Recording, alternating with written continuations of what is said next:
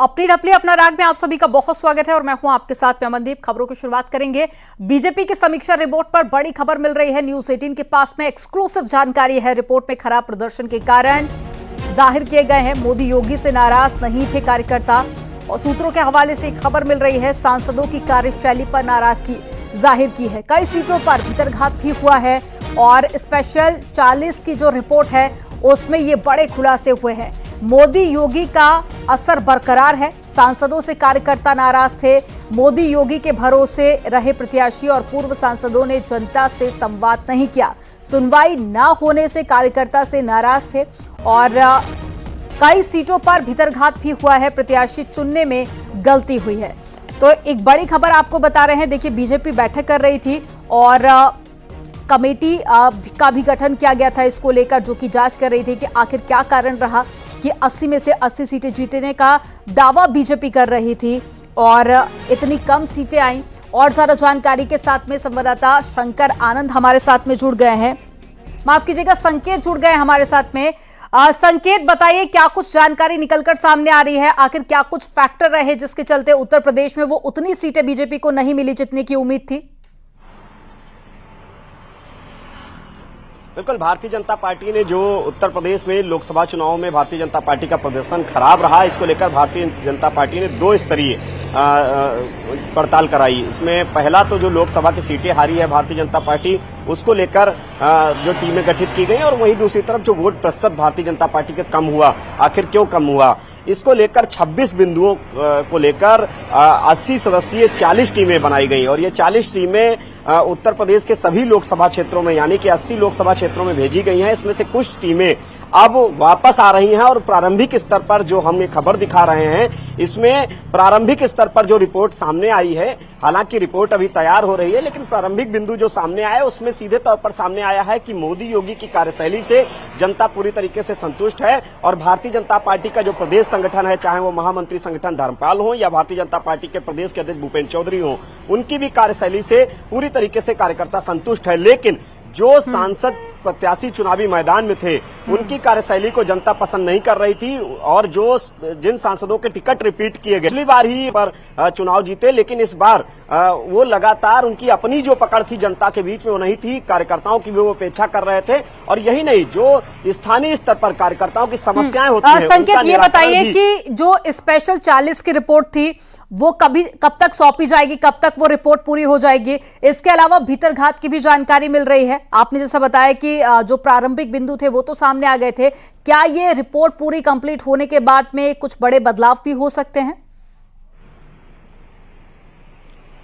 बिल्कुल, जाहिर सी बात है कि अभी ये प्रारंभिक स्तर पर है। जो कुछ टीमें जो जिलों में अभी कुछ टीमें मौजूद हैं, कुछ टीमें वापस आ गई हैं। जो टीमें वापस आई वो अपनी रिपोर्ट तैयार कर रही हैं। ये स्पेशल 40 यानी कि 40 टीमें हैं, 80 सदस्यीय टीम है।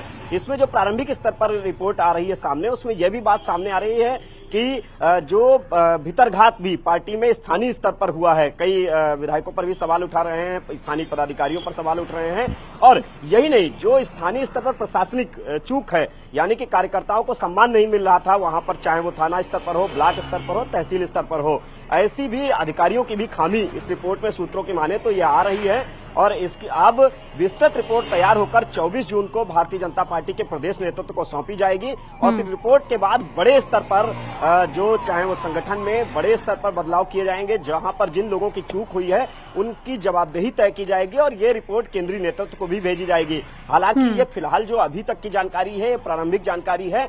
जो टीमें, कुछ टीमें आ चुकी हैं वापस, कुछ टीमें जिलों में मौजूद हैं, अभी पड़ताल कर रही हैं। यानी कि कुछ दिन का और इंतजार करना होगा, जिसके बाद में उन सभी सीटों पर रिपोर्ट तैयार हो जाएगी जहां पर बीजेपी को हार का सामना करना पड़ा है। जानकारी साझा करने के लिए बहुत शुक्रिया संकेत आपका। और बीजेपी प्रदेश अध्यक्ष भूपेंद्र चौधरी का बयान सामने आया। हार के कारणों की रिपोर्ट भेजी जाएगी केंद्रीय नेतृत्व को और साथ ही पार्टी कार्रवाई करेगी और साथ ही निर्णय भी पार्टी करेगी। फैजाबाद लोकसभा सीट पर हार के कारणों का पता लगाने पहुंचे भाजपा के प्रदेश अध्यक्ष भूपेंद्र चौधरी। पहले दिन मिल्कीपुर, बीकापुर और साथ ही अयोध्या विधानसभा को लेकर बैठक की। दूसरे दिन आज रुदौली और दरियाबाद विधानसभा की बैठक कर समीक्षा करेंगे और रिपोर्ट के आधार पर कई पदाधिकारी पर कार्रवाई भी हो सकती है। हम लोगों ने कल 3 विधानसभाओं में बैठकर आपस में आगामी कार्यक्रम और अभियानों की चर्चा की है और उन सब कारणों की समीक्षा भी हम लोगों ने की है। जिस प्रकार के राजनीतिक परिणाम भारतीय जनता पार्टी के पक्ष में नहीं आए हैं और हम लोगों ने आपस में बातचीत करके हम सब लोग उन खामियों को दूर करेंगे।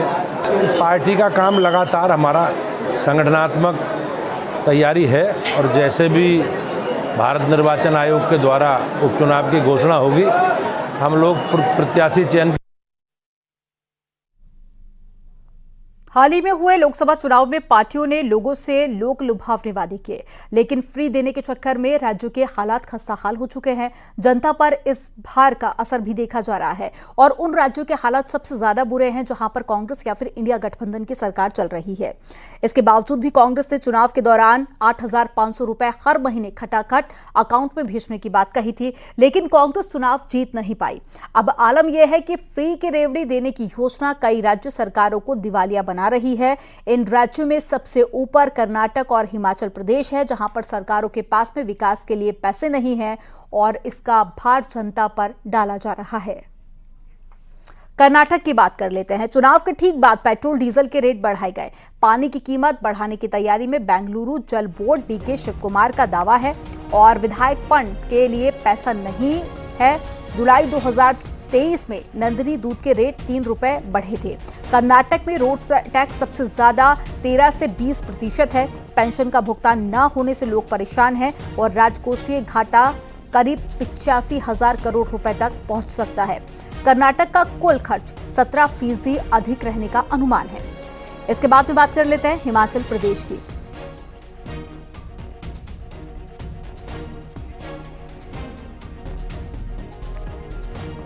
तो कर्नाटक में देखिए हालात बेहद खराब हैं, क्योंकि जो वादे किए गए थे अब उन वादों को पूरा करना बहुत मुश्किल हो रहा है पार्टियों के लिए। अब ऐसे में जो भार है वो जनता पर पड़ रहा है। ऐसे में जनता की नाराजगी भी बढ़ती जा रही है। चलिए अब बात करते हैं हिमाचल प्रदेश की। राज्य के खजाने पर बुरा असर पड़ रहा है। समय पर वेतन देने में असमर्थ है सरकार।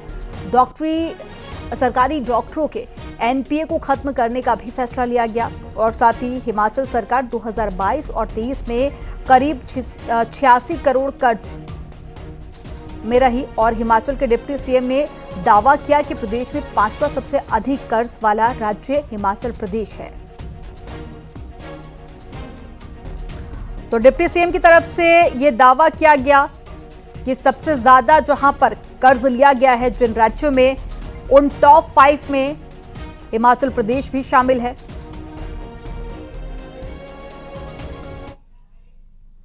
यूजीसी नेट परीक्षा रद्द होने के बाद में लखनऊ में छात्रों ने प्रदर्शन किया।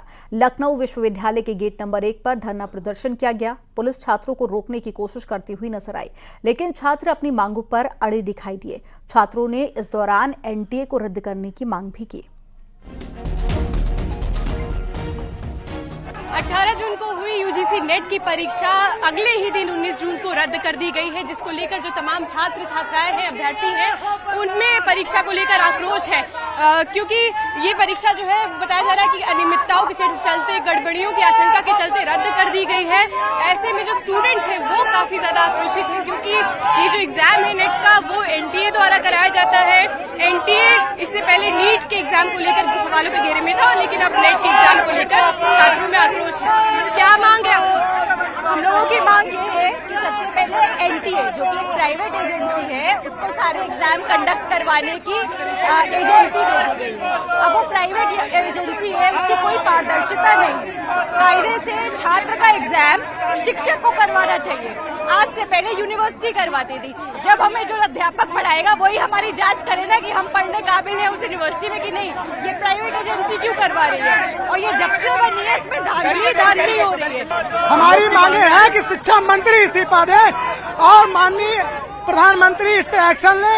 ये एनटीए को रद्द किया जाए। आज नीट और जो है ये आपको जो है नेट जेआरएफ का पेपर कैंसिल हो रहा है, ये बहुत बड़ी त्रासदी है हमारे शिक्षा व्यवस्था के लिए। यहाँ पर प्रोटेस्ट कर रहे हैं, लखनऊ विश्वविद्यालय में हम मौजूद हैं और यहाँ पर ये छात्र प्रोटेस्ट कर रहे हैं जिनको पुलिस रोकने का प्रयास भी कर रही है, खदेड़ रही है। इनकी साफ तौर पर मांग है कि जो ये एग्जाम एनटीए करवाता है, ये एग्जाम रद्द होना चाहिए।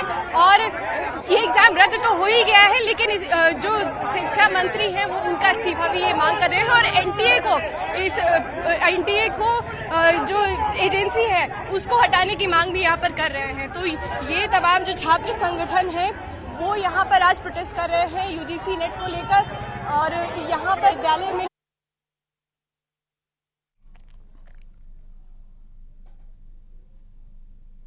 मंत्री ओम प्रकाश राजभर ने यूजीसी नेट परीक्षा रद्द करने की जांच के आदेश का स्वागत किया है और उन्होंने कहा है कि ये सरकार की अच्छी पहल है और जो दोषी पाए जाएंगे उनके खिलाफ कड़ी से कड़ी कार्रवाई होगी।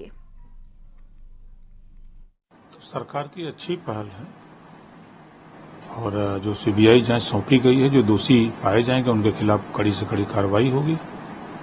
और कांग्रेस के जमाने में भी पैदा हुए लोग हैं, जो ट्रेंड सपा और कांग्रेस ने किया उनको रोकने का प्रयास हो रहा है और सरकार कटिबद्ध है उस पर कार्रवाई करने के लिए।